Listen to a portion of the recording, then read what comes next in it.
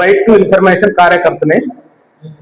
ఖమ్మం జిల్లా కొణిజర్ల మండలం అమ్మపాలెం గ్రామ పరిధిలో సుమారు 100 ఎకరాల విస్తీర్ణంలో ఇండో ఖతార్ రియల్ ఎస్టేట్ వాళ్ళు వెంచర్లు చేశారు. ఆ వెంచర్లో 200 గజాలు 400 ప్లాట్లుగా విభజించి వాళ్ళు ప్లాట్లు అమ్ముతున్నారు. ఈ అమ్మకాలకి ముందు పర్మిషన్ రేరా, టీజీ రేరా అంటే Telangana state real estate regulatory authority Hyderabad నుండి వీళ్ళు దాంట్లో రిజిస్ట్రేషన్ చేసుకోవాలి. ప్రతి వెంచర్ కి ప్రతి ఏ పేరుతో ఉంటే ఆ పేరుతో తీసుకోవాలి. ప్లస్ చేసే ప్రమోటర్ కూడా దాంట్లో రిజిస్ట్రేషన్ చేసుకోవాలి.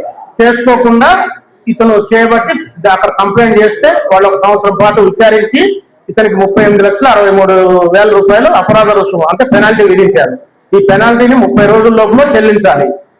నెక్స్ట్ వారం రోజుల్లో ఈ ఆన్లైన్ ఆఫ్లైన్ ప్రచారం, బ్రోచర్ల ముద్రణ ప్లస్ ఏజెంట్ల నియామకం ఇవి కూడా చేయకూడదు.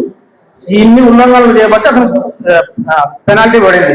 కాబట్టి ఏ రియల్ ఎస్టేట్ లోనో కామన్ మ్యాన్ ప్లాట్లు కొనుక్కోవాలంటే ముందు రేరాలో రిజిస్ట్రేషన్ అయినా వెంచర్ నుంచే కొనుక్కోవాలి.